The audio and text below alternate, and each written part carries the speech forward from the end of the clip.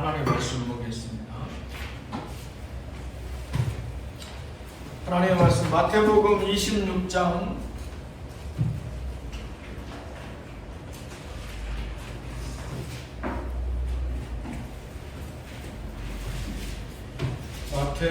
26장 1절에서 16절 말씀.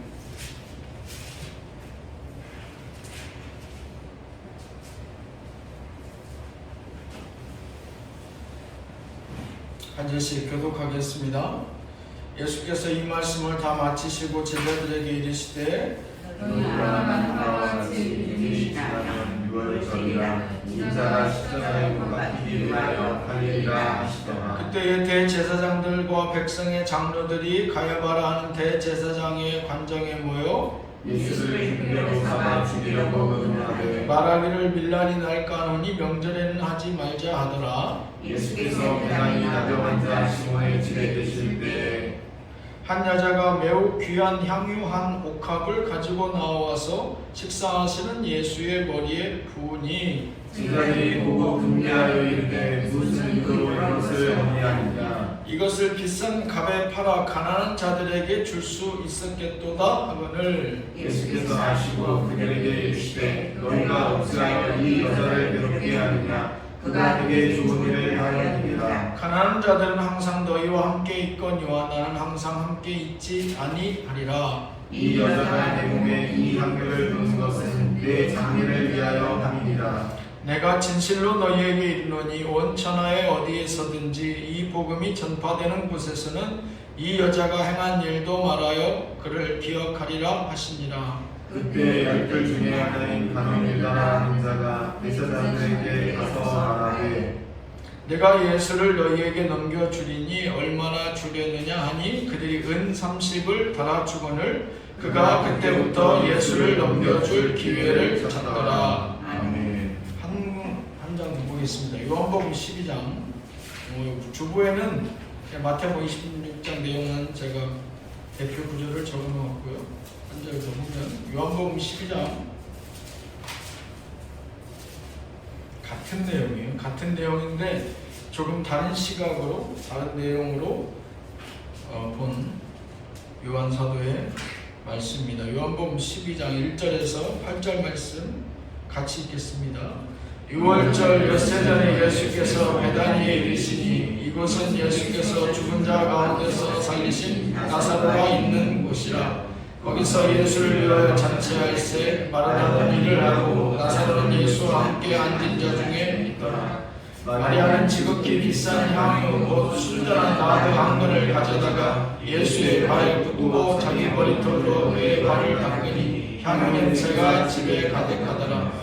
제자 중 하나로서 예수를 잡아줄 가룟 유다가 말하되 이 향유를 어찌하여 300데나리온에 팔아 가난한 자들에게 주지 아니하였느냐 하니 이렇게 말하는 가난한 자들을 생각함이 아니요 그는 도둑이라 등뼈를 갖고 거기 넣는 것을 훔쳐가며 예수께서 이르시되 그를 가만두어 나의 장례할 날을 위하여 그것을 간직하게 하라. 가난한 자들은 항상 너희와 함께 있거니와 나는 항상 있지 아니하리라 하시니라. 아멘. 기도하겠습니다. 하나님 주신 말씀 마태복음 26장과 요한복음 12장의 말씀을 통하여 예수 그리스도를 팔아 넘길 자들이라는 제목으로 이 사순절에 주의 말씀의 은혜를 묵상합니다.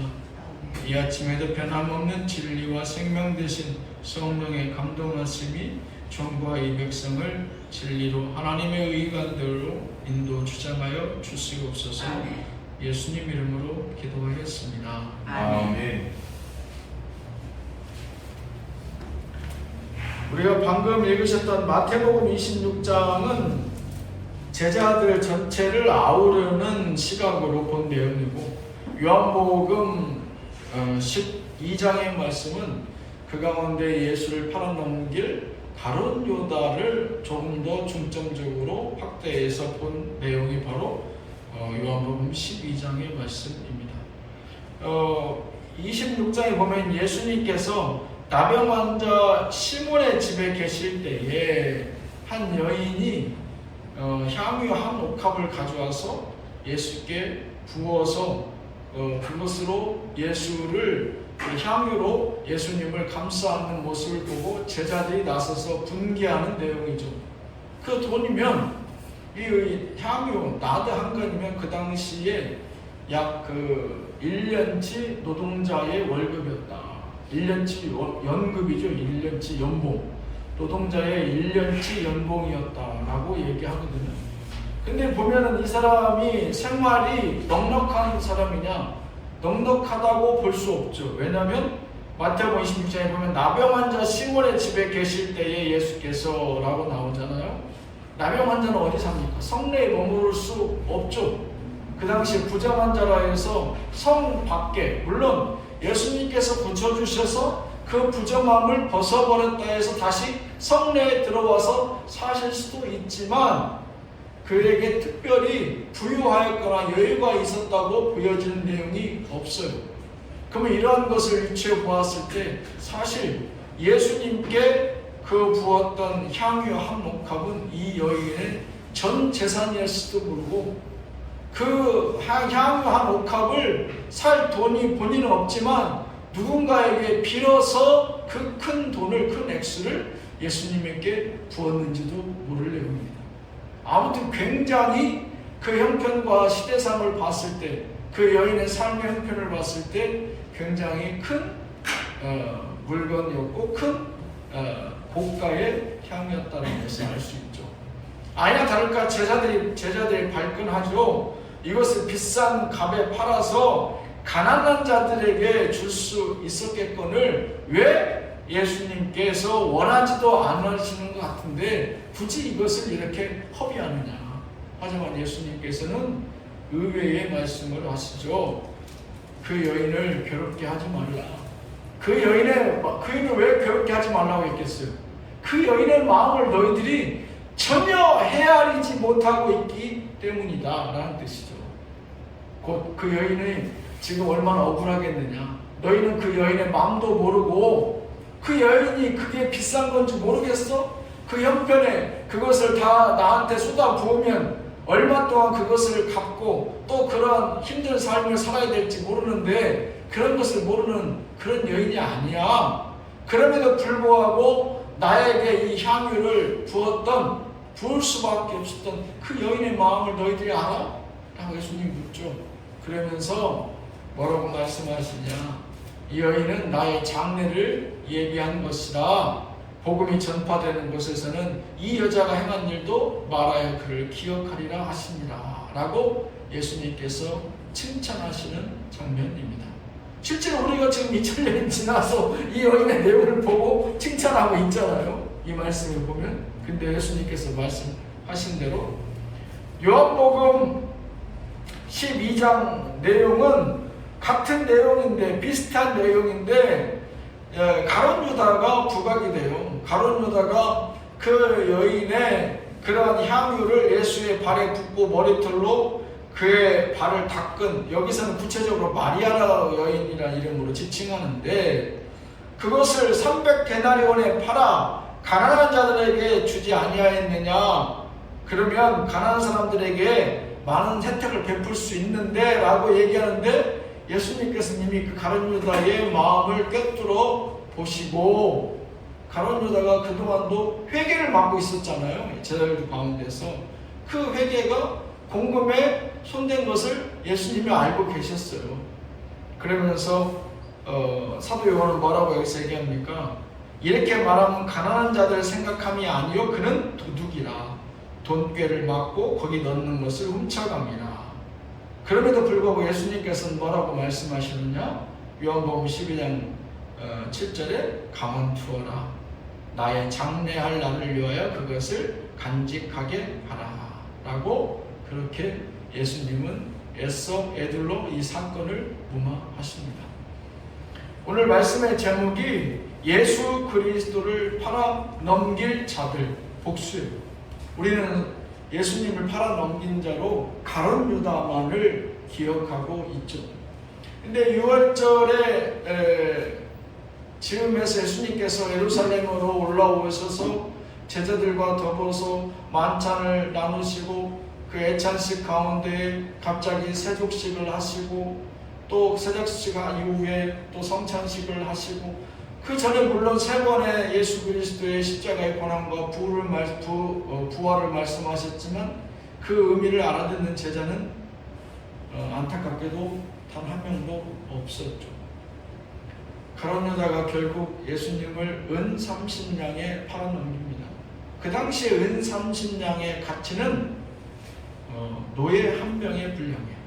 노예 한 병을 일반적으로 은 30에 거래했다고 그래요. 그러니까 예수님은 보통 사람의 가치도 인정받지 못한 노예로서 어떻게 보면 팔려가시는 것이죠. 그런데 오늘의 상황들을 쭉 보고 계속해서 마태, 마가, 누가, 요한, 공관복음 내용에 보면 예수님께서 누가 나를 팔 것인지에 대해서 분명히 언지를 합니다. 가룟 유다가 내가 누군가에게 무엇을 전해줄 그 자가 나를 팔자라고 몇 번의 말씀을 하는데 제 아들은 설마 하면서 가룟 유다를 인정하지 않아요. 뿐만 아니죠. 베드로는 그가 철저하게 장담했지만 예수님을 3번씩이나 부인했어요. 범죄를 지으면 주범이 있고 종범이 있어요. 주범은 그 모든 일을 앞에서 진두지휘하는 사람이고 종범은 그 일을 같이 공모해서 주범이 그 일을 잘 처리할 수 있도록 그 모든 일을 준비시켜준 사람이 종범이에요. 저는 말씀을 보면서 가룟 유다가 주범이라고 한다면 제자들도 가룟 유다는 구체적으로 은 30을 받고 거래를 했지만 그 모든 것을 알아듣지 못하고 예수님의 십자가에 달려 돌아가시를 관망할 수밖에 없었다. 그리고 끝에는 예수 그리스도를 자기의 선생이요 그리스도라고까지 고백했던 베드로마저 배신함으로써 그가 종범되었던 그들 모두가 예수 그리스도를 팔아넘긴 자들이라 보여집니다.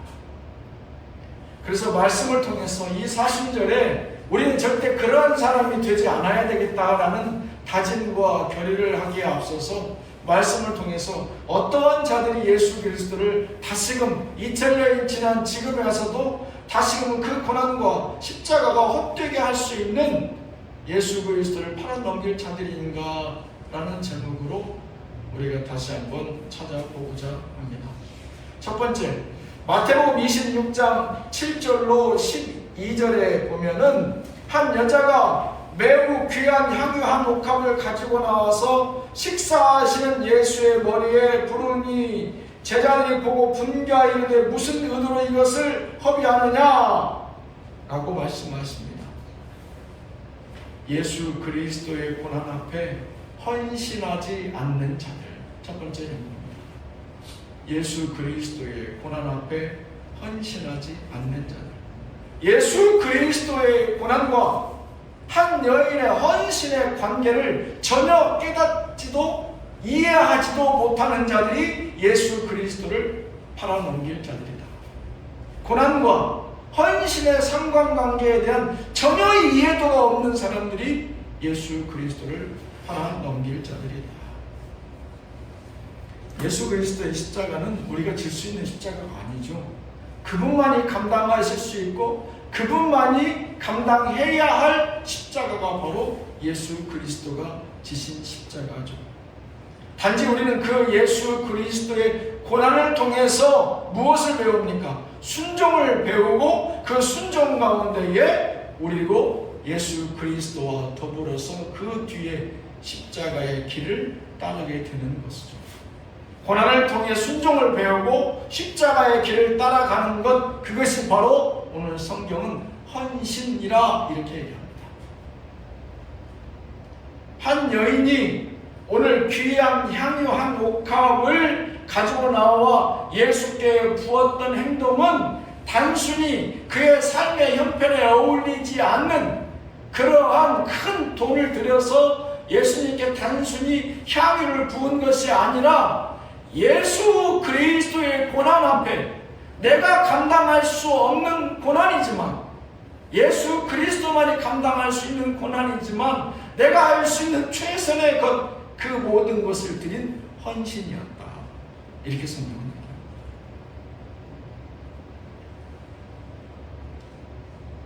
고난의 깊이와 의미를 헤아리는 정도에 따라서 우리의 헌신도 그에 비례합니다.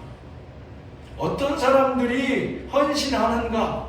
어떤 사람들이 나라와 민족을 위해서 헌신하고, 어떤 사람들이 가정을 위해서 헌신하고, 어떤 사람들이 교회를 위해서 헌신하는가 유심히 살펴봤더니 그들에게는 공통적인 분모가 있어요. 그게 무엇이냐? 그들이 보고 배운 그들의 롤모델이 있습니다. 그것은 그들의 부모였거나, 때로는 그것은 그들의 선생님이었거나, 때로는 그들의 그 또 누군가의 인생에서 귀한 멘토가 그들에게 분명히 있었다는 거예요. 근데 그들의 멘토는 어떤 멘토들이었느냐? 고난 가운데서 끝까지 그들의 의를 꺾이지 않고 끊임없이 그 길을 향해서 늦은 발걸음이라 할지라도 그 길을 수행하였던 자들, 그들의 제자들이 결국 희생의 놀라운 가치를 실행하게 되었더라. 예수 그리스도의 제자들은 예수님이 십자가에 달려 돌아가시기 전에 3번 죽음과 부활을 얘기했지만 못 알아들었어요. 그 얘기는 무엇이냐? 아직 예수 그리스도의 고난에 대한 이해가 없어요. 그래서 오늘 한 여인의 이 헌신을 이해할 수 없는 겁니다. 그들이 고난에 대해서 이해하지 못했기 때문에 당연히 그 헌신에 대해서도 이해할 수가 없어요. 하지만 그들이 예수 그리스도가 십자가에서 완전히 돌아가신 이후에 3일 만에 부활하셨을 때에 비로소 그 고난에 대해서 이해하고 그들도 죽기로 작정하고 복음을 증거하기 시작합니다.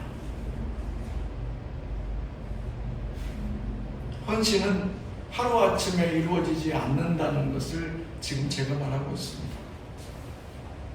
예수 그리스도의 고난에 대한 깊은 이해와 그러한 그러한 묵상은 그에 대한 우리의 헌신은 따를 수 없습니다.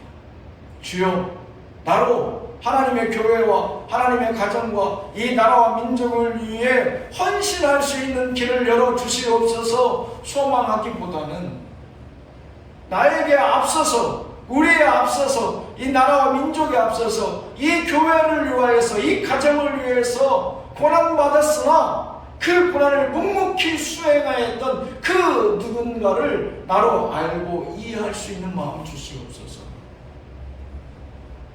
그래서 훌륭한 부모 밑에 훌륭한 자녀들이, 훌륭한 선생 밑에 훌륭한 제자들이, 훌륭한 교사 밑에 훌륭한 학생들이 계속 그 길을 이어가는 것이죠.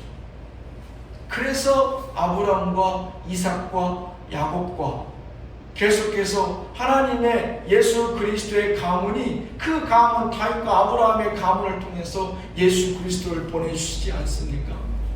잘 보면 그 예수 그리스도의 그의 가문은 유전적인 그의 선친들을 보면 그들은 부하거나 놀라운 축복에 이르지 않았어요.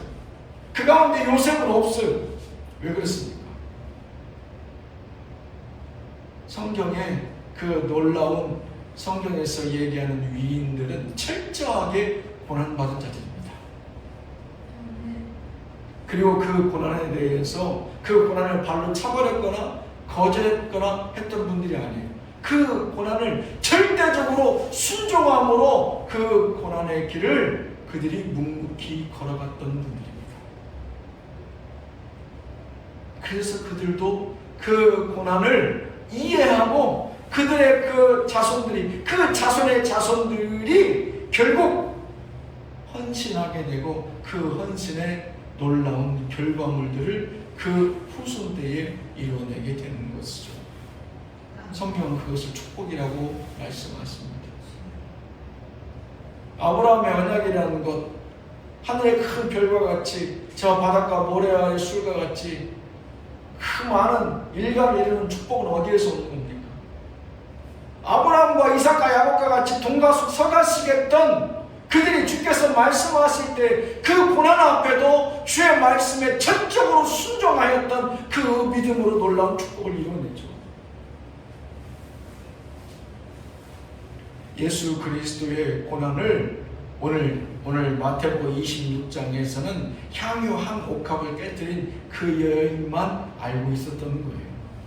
바꿔서 얘기하자면 예수님이 당하신 고난에 대해서, 그 고난 당하신 예수님에 대해서 그가 그 모든 것을 드려도 아깝지 않지만 그녀가 가지고 있는 가장 귀한 것을 드리고 싶었던 거예요. 아깝지 않죠. 왜? 그 고난에 비유할 수 없는 그녀의 드림이 되니까요. 자녀들이 철이 들었다라고 하는 것은 어떨 때 철이 들었다고 얘기하는 겁니까? 그 부모의 고난을 이해하기 시작할 때 철이 들었다고 얘기하잖아요. 좋은 거 만난 거 사줬을 때 철 들었다고 얘기하지 않아요. 그의 진심에서, 그의 마음의 중심으로부터 우러나온 소리를 들으면 알 수 있잖아요. 그들이 진정 부모의 고난과 어려운 삶에 대해서 진정 이해하고 있는가? 그렇지 못한가. 그럴 때 그들은 부모의 고난을 이해했을 때 그들 또한 헌신하게 되죠. 누구에게 헌신합니까? 그 부모에 헌신하고 또 그 자녀들에게 헌신하게 되는 것이죠. 지금의 세대에 왜 결혼에 대해서 또 자녀를 낳지 않는 것에 대해서 여러 가지 이유도 있겠지만 저는 이 부분에 대해서 집중하게 보고자 합니다. 부모의 세대에 대해서 부모의 받았던 고난과 어려움을 우리 후손들이 너무도 당연하게 여깁니다. 그렇지 않아요. 그렇지 않습니다. 그들의 고난은 그들만이 겪을 수 있는 고난이기도 했지만 그 고난을 묵묵히 수행해 나갈 수 있었기 때문에 지금의 세대를 이루었고 그들의 후손이 지금 존재하고 있는 거거든요. 그들 중간에 포기했거나 그 중대의 발걸음을 돌려버렸더라면 지금의 자손들이 있을 수 없습니다. 이렇게 평화의 땅에, 안전된 땅에 우리 머무를 수 없죠. 주께서 정치적인 극한 수요 가운데 왜 큰 산불을 내셨는가? 묵상하게 되죠. 내 삶 가운데 주 앞에 여러 가지 불만을 토로할 때가 있어요. 기도할 때. 그러면 주께서는 말끔하게 그 모든 내 기도의 제목을 소명하시고 다 들어주시기보다는 때로는 그보다는 주의 방법은 사실은 더 어려운 일들을 우리에게 보이시죠. 그래서 내 가지고 있었던 불만이 아니라 내 삶의 만족과 행복이었다라는 것을 그제서야 비로소 깨닫게 해줘. 무슨 얘기냐? 정치적 대립과 소요 가운데서 이 큰 산불을 내게 하시는 것은 이 산불 전에 살았던 이 땅이 평안하고 만족스럽고 우리는 참으로 복된 삶을 살고 있었구나 라는 것을 비로소 깨닫게 하십니다. 아, 싸우면 안 되겠구나. 대립하면 안 되겠구나. 산불 나면 어떻게 돼요? 그 땅에 모든 자연이 타는 것을 끝납니까? 불 끄면 다시 시작할 수 있어요? 전으로 돌아갑니까? 어림도 없어요. 자연 치유의 기준은 가장 기본되는 것은 산소입니다. 이렇게 불타버리면 어떻게 돼요? 산소 양이 현저하게 줄어들죠. 이산화탄소가 많아지게 되겠죠. 그러면 자연과 생물들에게 미치는 생리학적 영향력은 좋지 않은 영향력이 훨씬 더 많아지겠죠. 우리 건강이 안 좋아지겠다는 얘기예요. 우리의 불평, 불만은 만족을 잃은 데서 왔다라고 주께서 말씀하십니다. 만족할 줄 모르니까 싸우고 만족할 줄 모르니까 하나님으로부터 이러한 경고의 음성을 듣는 거예요. 경상도가 저렇게 어려움을 겪으면 전라도와 충청도와 경기도는 행복합니까? 어리석은 사람들이에요. 내 육신에, 내 발가락에, 손톱에 작은 가시만 하나 꼽혀도 내 온몸이 아프고 내 모든 삶이 거칠어요. 왜? 내 육신이니까요. 만약에 그 것을 알지 못한다면 우리는 철저하게 회개해야 됩니다. 내 민족이에요. 내 백성입니다. 그들이 아플 때 우리도 아파할 수 있어야 돼요. 그들이 고난받을 때 우리가 고난받는 것처럼 고통스러워야 되는 게 당연합니다. 예수 그리스도의 고난을 알지 못하는 자들, 그들이 바로 예수를 팔아넘길 자들이에요. 그런 자들은 결단코 헌신할 수 없습니다. 그들의 삶을 들여 교회를 세울 수 없고, 그들의 삶을 들여 가정을 일으켜 세울 수 없고, 그들의 삶을 들여 하나님의 주신 사명을 감당해낼 수가 없어요. 왜요? 예수 그리스도의 고난을 알지 못하니까요. 교회의 머리 되신 분이 예수 그리스도를 했고, 예수 그리스도를 통하여 교회에 기초되어 교회는 세워졌다고 사도 바울은 누누이 강조합니다. 그렇다면 예수님이 아파할 때 우리도 아파야죠. 성도의 어려움이 우리의 아픔이 어려움이 될 수 있어야 되는 것이죠. 사순절에 왜 금식합니까? 사순절에 왜 절제합니까? 교회 행사입니까? 매번 그렇게 하는 것입니까? 그게 아니에요. 그렇게 해서라도 고난에 대해서 한 번쯤 묵상할 수 있는 시간을 인위적으로 한번 가져봐라는 뜻이에요. 지금 내가 채찍질하고 내 스스로 뭐 창자국 칼자국을 낼 수 없지만 짧은 시간이라도 그런 방법들을 통해서 예수 그리스도의 그 고난 앞에 나는 무엇으로 동참할 수 있을 것인가? 그 고난을 묵상하여 그 고난이 나의 것이 되지 못한다면 우리의 헌신은 다 허위고 가식이 될 겁니다. 누구나 다 가정을 일으켜 세우시고 싶고, 내 하는 일들을 일으켜 세우고 싶고, 하나님의 교회를 일으켜 세우고 싶죠. 중요한 것은 헌신할 수 있느냐입니다. 사순절에 다시 한번 내 스스로와 여러분들에게 당부합니다. 한 여인은 자기의 삶의 전부가 될 수 있고, 심지어 빚을 내서도 샀을 법한 이 옥합으로서 그리스도의 고난에 동참했습니다.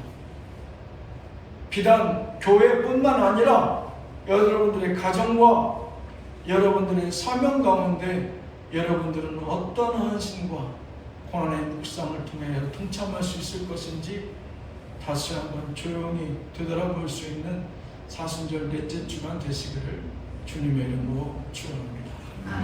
기도하겠습니다. 주여, 예수 그리스도를 팔아넘길 자들, 단순히 가룟 유다 뿐만 아니라 그 제자들도 아버지 부지불식간에 동참할 수밖에 없었던 그 어리석음을 다시금 우리를 통해 투영하게 됩니다.